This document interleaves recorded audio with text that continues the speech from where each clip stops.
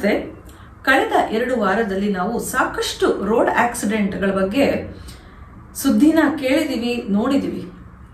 ಈ ಒಂದು ಟೀನೇಜ್ ಮಕ್ಕಳಂತ ನಾವೇನ್ ಹೇಳ್ತೀವಿ ಅಂದ್ರೆ ಒಂದು 15 ವರ್ಷದಿಂದ 22 ವರ್ಷದ ಒಳಗಿರುವಂತಹ ಒಂದು ಮಕ್ಕಳು ಇಂಥ ಒಂದು ರೋಡ್ ಆಕ್ಸಿಡೆಂಟ್ಗಳಲ್ಲಿ ತಮ್ಮ ಪ್ರಾಣವನ್ನ ಬಲಿ ಕೊಟ್ಟಿರುವಂಥದ್ದು, ಹಾಗೆ ಬೇರೆಯವರ ಜೀವಕ್ಕೂ ಅಪಾಯ ಮಾಡಿರುವಂಥದ್ದು. ಯಾಕೆ ಮಕ್ಕಳು ಇಂಥ ಒಂದು ಮನಸ್ಥಿತಿಗೆ ಒಳಗಾಗ್ತಾರೆ, ಇಂಥ ದುಷ್ಕೃತ್ಯಗಳನ್ನ ಮಾಡ್ತಾರೆ, ಹೇಗೆ ಇಂಥ ಮನಸ್ಥಿತಿ ಅವರಲ್ಲಿ ಬೆಳೆಯುತ್ತೆ, ತಂದೆ ತಾಯಿಗಳು ಇದಕ್ಕೆ ಏನ್ ಮಾಡಬೇಕು, ಇದಕ್ಕೆ ಈ ಒಂದು ಸಮಸ್ಯೆಗೆ ಪರಿಹಾರ ಏನು ಅನ್ನೋದನ್ನ ನಾನು ನಿಮ್ಗೆ ಇವತ್ತಿನ ಒಂದು ಎಪಿಸೋಡ್ ಅಲ್ಲಿ ತಿಳಿಸ್ಕೊಡ್ತೀನಿ. ನೋಡಿ, ಈ ಸಮಸ್ಯೆಗೆ ಪರಿಹಾರನ ನಾವು ಕಂಡ್ಕೋಬೇಕು ಅಂತಂದ್ರೆ ಮೊದಲಿಗೆ ಈ ಮಕ್ಕಳ ಮನಸ್ಥಿತಿ ಏನು, ಅವ್ರು ಯಾಕೆ ಹೀಗೆ ಮಾಡ್ತಾರೆ ಅನ್ನೋದನ್ನ ನಾವು ಕರೆಕ್ಟಾಗಿ ತಿಳ್ಕೋಬೇಕು. ಈ ಮಕ್ಕಳ ಮೆದುಳು ಸಂಪೂರ್ಣವಾಗಿ ಬೆಳ್ಕೊಂಡಿರಲ್ಲ. ಇದ್ರ ಬಗ್ಗೆ ನಾನು ಸಾಕಷ್ಟು ವಿಡಿಯೋದಲ್ಲಿ ನಿಮಗೆ ತಿಳಿಸ್ಕೊಟ್ಟಿದ್ದೀನಿ. ಇವರ ಭಾವನೆಗಳಿಗೆ ಸಂಬಂಧಪಟ್ಟಿರುವಂತ ಒಂದು ಮೆದುಳಿನ ಭಾಗ ಸಂಪೂರ್ಣವಾಗಿ ಬೆಳ್ಕೊಂಡಿರುತ್ತೆ. ಆದ್ರೆ ಈ ಭಾವನೆಗಳನ್ನ ನಿಯಂತ್ರಣ ಮಾಡುವಂತಹ ಒಂದು ಕಂಟ್ರೋಲ್ ಮಾಡುವಂತಹ ಒಂದು ಭಾಗ ಏನಿದೆ ಮೆದುಳಿದು, ಅದು ಬೆಳ್ಕೊಂಡಿರೋದಿಲ್ಲ. ಹೀಗಾಗಿ ಇವರ ಒಂದು ಎಸ್ಪೆಷಲಿ ಇಂಟೆನ್ಸ್ ಎಮೋಷನ್ಸ್ ಅಂತ ಏನ್ ಹೇಳ್ತೀವಿ, ಅವರ ಉದ್ವೇಗ ಆಗಿರಬಹುದು ಅಥವಾ ಒಂದು ಆಕ್ರೋಶ ಆಗಿರಬಹುದು, ಎಕ್ಸೈಟ್ಮೆಂಟ್, ಸಂತೋಷ, ಇದನ್ನ ಕಂಟ್ರೋಲ್ ಮಾಡ್ಕೊಳ್ಳೋ ಒಂದು ಕೆಪಾಸಿಟಿ ಅವರಿಗೆ ಇನ್ನೂ ಬಂದಿರೋದಿಲ್ಲ. ಸೊ ಈ ಲ್ಯಾಕ್ ಆಫ್ ಸೆಲ್ಫ್ ಕಂಟ್ರೋಲ್ ಅಂತ ಏನ್ ಹೇಳ್ತೀವಿ, ಅದನ್ನ ನಾವು ಈ ಮಕ್ಕಳಲ್ಲಿ ಕಾಣಬಹುದು.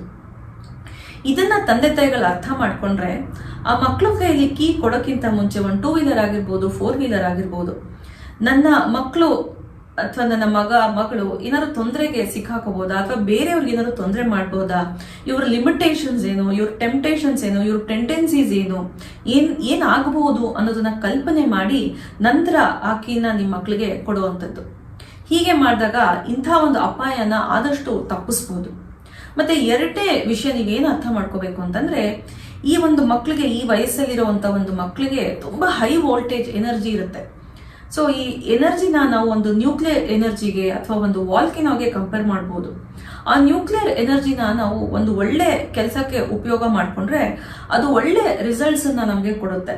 ಅದೇ ಅದನ್ನ ಒಂದು ಕೆಟ್ಟ ಕೆಲಸಕ್ಕೆ ಒಂದು ಬಾಂಬ್ ಆಗಿ ಅದನ್ನ ಕನ್ವರ್ಟ್ ಮಾಡಿದಾಗ ಅದು ಧ್ವಂಸ ಮಾಡುವಂಥದ್ದು. ಹಾಗೇನೆ ಇವರಲ್ಲಿರೋ ಒಂದು ಎನರ್ಜಿನ ಒಂದು ಒಳ್ಳೆ ಕಡೆ ನಾವು ಚಾನಲೈಸ್ ಮಾಡಬೇಕು. ಅವಾಗ ಅವರು ಕನ್ಸ್ಟ್ರಕ್ಟಿವ್ ಆಗ್ತಾರೆ, ಪ್ರೊಡಕ್ಟಿವ್ ಆಗ್ತಾರೆ. ಅದನ್ನ ನಾವು ಪಾಸಿಟಿವ್ ಆಗಿ ಚಾನಲೈಸ್ ಮಾಡಲಿಲ್ಲ ಅಂತಂದ್ರೆ ಈ ಒಂದು ದುಷ್ಕೃತ್ಯಗಳಿಗೆ ಆ ಎನರ್ಜಿನ ಅವರು ಬಳಕೆ ಮಾಡ್ಕೊಳ್ಳುವಂಥದ್ದು. ಸೊ ಈ ಒಂದು ಕಾರಣಕ್ಕೆ ಆದಷ್ಟು ಮಕ್ಕಳನ್ನ ಈ ಸ್ಪೋರ್ಟ್ಸ್ಗಳಲ್ಲಿ ತೊಡಗಿಸೋದಕ್ಕೆ ತಂದೆ ತಾಯಿಗಳು ಪ್ರಯತ್ನ ಪಡಬೇಕು. ಅವ್ರಿಗೆ ಇಷ್ಟವಾದಂಥ ಸ್ಪೋರ್ಟ್ಸ್, ಅವ್ರಿಗೆ ಏನು ಇಷ್ಟ ಆಗುತ್ತೋ ಅದು. ಆಗೇನಾಗುತ್ತೆ, ಅವ್ರ ಎನರ್ಜಿ ಅಲ್ಲಿ ಚಾನಲೈಸ್ ಆಗಿ ಇಂಥ ಒಂದು ದುಷ್ಕೃತ್ಯಗಳಿಗೆ ಆ ಎನರ್ಜಿನ ಕೊಡೋದಕ್ಕೆ ಅವ್ರಿಗೆ ಟೈಮ್ ಇರೋದಿಲ್ಲ.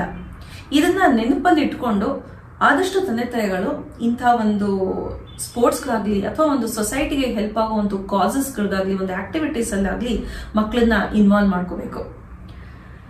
ಇನ್ನು ಮೂರನೇದು ಏನಪ್ಪಾ ಅಂತಂದ್ರೆ, ಈ ಒಂದು ಹೈ ಎನರ್ಜಿ ಇರೋದಕ್ಕೆ ಈ ಮಕ್ಕಳಿಗೆ ಒಂದು ಥ್ರಿಲ್ಲಿಂಗ್ ಎಕ್ಸ್ಪೀರಿಯನ್ಸ್ ಮತ್ತೆ ಒಂದು ನ್ಯೂ ಎಕ್ಸ್ಪೀರಿಯನ್ಸ್ ನ ಪಡಿಬೇಕು ಅನ್ನೋ ಒಂದು ದಾಹ ಇರುತ್ತೆ.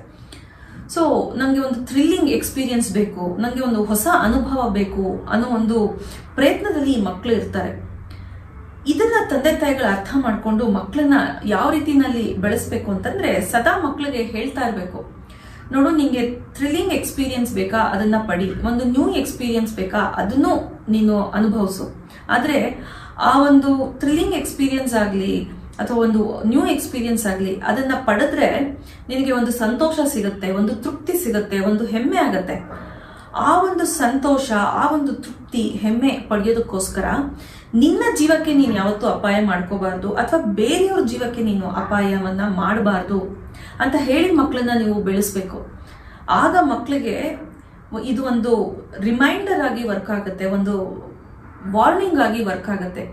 ಆಯ್ತು, ನನ್ನ ಒಂದು ಥ್ರಿಲ್ಲಿಂಗ್ ಎಕ್ಸ್ಪೀರಿಯನ್ಸ್ಗೋಸ್ಕರ ನನ್ನ ಜೀವಕ್ಕೆ ನಾನು ಅಪಾಯ ಮಾಡ್ಕೋಬಾರ್ದು ಅಥವಾ ಬೇರೆಯವ್ರ ಜೀವಕ್ಕೂ ನಾನು ಅಪಾಯ ಮಾಡಬಾರ್ದು ಅನ್ನೋ ಒಂದು ವಾರ್ನಿಂಗು, ಒಂದು ಸೂಚನೆ ಮಕ್ಕಳು ಪಾಲಿಸ್ತಾರೆ. ಜೊತೆಗೆ ಈ act of kindness, act of compassion ಅಂತ ಏನ್ ಹೇಳ್ತೀವಿ ಅಂದ್ರೆ, ದಿನಕ್ಕೆ ಒಂದು ಆಕ್ಟಿವಿಟಿ, ಬೇರೆಯವರಿಗೆ ಸಹಾಯ ಮಾಡುವಂಥದ್ದು ಅಥವಾ ತನಗೆ ತಾನು ಸಹಾಯ ಮಾಡ್ಕೊಳ್ಳುವಂಥ ಒಂದು ಆಕ್ಟಿವಿಟಿನ ಮಕ್ಕಳಲ್ಲಿ ನಾವು ಮಾಡಿಸ್ಬೇಕು. ಬೇರೆಯವ್ರಿಗೆ ನೋವು ಕೊಟ್ರೆ, ತೊಂದರೆ ಕೊಟ್ರೆ ಅವ್ರಿಗೆ ಏನ್ ಕಷ್ಟ ಆಗುತ್ತೆ, ಯಾವ ತರ ನೋವಾಗುತ್ತೆ, ನನಗೆ ನಾನು ತೊಂದರೆ ಕೊಟ್ಕೊಂಡ್ರೆ ನನಗೆ ಎಷ್ಟು ನೋವಾಗುತ್ತೆ, ಅಥವಾ ನನ್ನ ತಂದೆ ತಾಯಿಗಳಿಗೆ ಎಷ್ಟು ನೋವಾಗುತ್ತೆ ಅನ್ನೋದನ್ನ ಮಕ್ಕಳು ಅರ್ಥ ಮಾಡ್ಕೊಳ್ಳೋದಕ್ಕೆ ಒಂದು ಚಿಕ್ಕ ಆಕ್ಟಿವಿಟಿನ ಪ್ರತಿದಿನನೂ ಮಾಡಬೇಕು. ಆಗ ಮಕ್ಕಳು ಇಂಥ ಒಂದು ಕೃತ್ಯದಲ್ಲಿ ತಮ್ಮ ಫೋಕಸ್ ಅನ್ನ ಅಥವಾ ತಮ್ಮ ಎನರ್ಜಿನ ಬಳಕೆ ಮಾಡೋದನ್ನ ಸ್ಟಾಪ್ ಮಾಡ್ತಾರೆ. ಇನ್ನು 4ನೇದು ಏನಪ್ಪಾ ಅಂತಂದ್ರೆ ಪಿಯರ್ ಪ್ರೆಷರ್ ಅಂತಂದ್ರೆ ಈ ಒಂದು ಸ್ನೇಹಿತರು ಇರ್ತಾರಲ್ಲ, ಫ್ರೆಂಡ್ಸು, ಅವರ ಒಂದು ಪ್ರೆಷರ್ಗೆ ಅಥವಾ ಅವರ ಒಂದು ಇನ್ಫ್ಲೂಯೆನ್ಸ್ಗೆ ಮಕ್ಕಳು ಒಳಗಾಗಿರೋ ಒಂದು ಸಾಧ್ಯತೆ ಇರುತ್ತೆ. ಆ ಒಂದು ಇನ್ಫ್ಲೂಯೆನ್ಸ್ ಇಂದ ಪ್ರೆಷರ್ ಇಂದ ಇಂಥ ಒಂದು ಕೃತ್ಯಗಳನ್ನ ಮಾಡ್ತಿರ್ತಾರೆ. ಅಂದ್ರೆ ಸ್ಪೀಡ್ ಆಗಿ ಹೋಗೋದು ಅಥವಾ ವೀಲಿಂಗ್ ಮಾಡೋದು, ಇಂಥದ್ದೆಲ್ಲ ಈ ಒಂದು ಪಿಯರ್ ಪ್ರೆಷರ್ ಇಂದ ಮಾಡುವಂತ ಒಂದು ಸಾಧ್ಯತೆ ತುಂಬಾನೇ ಜಾಸ್ತಿ ಇರುತ್ತೆ. ಸೊ ಪೇರೆಂಟ್ಸ್ ಇದನ್ನ ಗಮನಿಸಬೇಕು. ಎಂಥ ಫ್ರೆಂಡ್ಸ್ ಇದ್ದಾರೆ, ಇಂಥ ಒಂದು ಪ್ರೆಷರ್ಗೆ ಅಥವಾ ಇನ್ಫ್ಲೂಯೆನ್ಸ್ಗೆ ಏನಾದ್ರು ಮಕ್ಕಳು ಒಳಗಾಗಿದಾರಾ ಅನ್ನೋದನ್ನ ಚೆಕ್ ಮಾಡಬೇಕು. ಅಕಸ್ಮಾತ್ ಆಗಿ ಹೌದು ಅಂತ ಅನ್ಸಿದ್ರೆ ಮಕ್ಕಳ ಹತ್ರ ಓಪನ್ ಆಗಿ ಕೂತ್ಕೊಂಡು ಮಾತಾಡಬೇಕು. ಇಂಥ ಪ್ರೆಷರ್ಗಳನ್ನ ಹೇಗೆ ನಿಭಾಯಿಸಬೇಕು, ಹೇಗೆ ಇಂಥ ಒಂದು ಇನ್ಫ್ಲೂಯೆನ್ಸ್ ಇಂದ ಹೊರಗೆ ಬಂದು ಸರಿಯಾದ ದಾರಿನಲ್ಲಿ ಹೋಗ್ಬೇಕು ಅನ್ನೋ ಒಂದು ಮಾರ್ಗದರ್ಶನವನ್ನ ನೀಡಿದಾಗ ಮಕ್ಕಳು ಇಂಥ ಅಪಾಯಕ್ಕೆ ಸಿಕ್ಕಾಕೊಳ್ಳುವಂತ ಒಂದು ಸಾಧ್ಯತೆನ ತಪ್ಪಿಸ್ಬೋದು. ಇನ್ನು ನೆಕ್ಸ್ಟ್ ಏನಪ್ಪಾ ಅಂತಂದ್ರೆ ಈ ಒಂದು ಮೀಡಿಯಾ ಅಥವಾ ಒಂದು ಸಿನಿಮಾಗಳಿಂದ ಆಗೋ ಒಂದು ಇನ್ಫ್ಲೂಯೆನ್ಸ್ ಇಂದ ಮಕ್ಕಳು ಇಂಥ ಕೆಲಸಗಳನ್ನ ಮಾಡ್ತಾ ಇರ್ತಾರೆ. ಅಂದ್ರೆ ಅದ್ರಲ್ಲಿ ಒಂದು ಸ್ಟಂಟ್ ಆಗಿರ್ಬೋದು, ಒಂದು ವೈಲೆನ್ಸ್ ಆಗಿರ್ಬೋದು, ಅದರಿಂದ ಇನ್ಫ್ಲೂಯೆನ್ಸ್ ಆಗಿ ಮಕ್ಕಳು ಟ್ರಿಗರ್ ಆಗ್ತಾ ಇರ್ತಾರೆ. ಸೊ ನಾವು ಹಾಗೆ ಮಾಡಬೇಕು ಅನ್ನೋ ಒಂದು ಟೆಂಪ್ಟೇಷನ್ ಮಕ್ಕಳಲ್ಲಿ ಬರ್ತಾ ಇರುತ್ತೆ.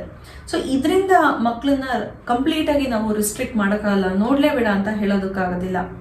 ನೋಡಿದ್ರೂ ಕೂಡ ಅದನ್ನ ಮಾಡಿದ್ರೆ, ಅದ್ರ ಇನ್ಫ್ಲೂಯೆನ್ಸ್ಗೆ ಒಳಗಾದ್ರೆ ಅದರಿಂದ ಏನು ಪರಿಣಾಮ ಆಗಬಹುದು ಅನ್ನೋದನ್ನ ಮಕ್ಕಳಿಗೆ ಹೇಳ್ಕೊಡ್ಬೇಕು. ಸರಿ ಯಾವುದು, ತಪ್ಪು ಯಾವುದು, ಸೇಫ್ ಯಾವುದು, ಅನ್ಸೇಫ್ ಯಾವುದು ಅನ್ನೋ ಒಂದು ಅರಿವನ್ನ ಮಕ್ಕಳಲ್ಲಿ ಮೂಡಿಸಿದಾಗ ಆ ಒಂದು ಇನ್ಫ್ಲೂಯೆನ್ಸ್ ಇಂದ ಹೊರಗೆ ಬರೋದಕ್ಕೆ ಮಕ್ಕಳಿಗೆ ಹೆಲ್ಪ್ ಆಗುತ್ತೆ.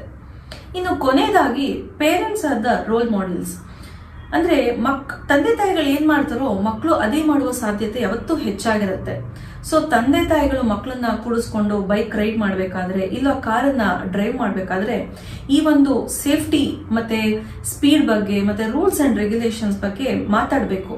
ಜೊತೆಗೆ ತಾವು ಪಾಲಿಸ್ಬೇಕು. ಹೆಲ್ಮೆಟ್ ಹಾಕೊಳ್ಳೋದಾಗ್ಲಿ ಅಥವಾ ಸೀಟ್ ಬೆಲ್ಟ್ ಹಾಕೊಳ್ಳೋದಾಗ್ಲಿ ಅಥವಾ ಸ್ಪೀಡ್ ಕಂಟ್ರೋಲ್ ಮಾಡೋದಾಗ್ಲಿ ಇದ್ರ ಬಗ್ಗೆ ಮಾತಾಡಬೇಕು. ಹೇಗೆ ಸೇಫ್ ಆಗಿ ಡ್ರೈವ್ ಮಾಡಬೇಕು, ಬೇರೆಯವ್ರಿಗೆ ತೊಂದರೆ ಮಾಡಬಾರ್ದು, ತಾನು ತೊಂದರೆ ಒಳಗಾಗಬಾರ್ದು ಅನ್ನೋದನ್ನ ಮಾತಾಡಿಕೊಂಡು ಮಕ್ಕಳಿಗೆ ಇದ್ರ ಬಗ್ಗೆ ಒಂದು ಅವೇರ್ನೆಸ್ನ ಕ್ರಿಯೇಟ್ ಮಾಡಬೇಕು. ಆಗ ಮಕ್ಕಳು ಕೂಡ ಅದನ್ನೇ ಪಾಲಿಸುವಂತ ಸಾಧ್ಯತೆ ಹೆಚ್ಚಾಗಿರುತ್ತೆ. ಸೊ ಇಷ್ಟು ವಿಷಯಗಳನ್ನ ತಂದೆ ತಾಯಿಗಳು ಅರ್ಥ ಮಾಡಿಕೊಂಡು ಪಾಲಿಸಿದ್ರೆ ಖಂಡಿತವಾಗ್ಲೂ ತಮ್ಮ ಮಕ್ಕಳನ್ನ ಸೇಫ್ ಆಗಿಡ್ಬೋದು. ಈ ಟೀನೇಜರ್ಸ್ನ ಈ ಒಂದು ರಿಸ್ಕಿ ಬಿಹೇವಿಯರ್ಸ್ಗಳಿಂದ ಹೊರಗೆ ತರ್ಬೋದು.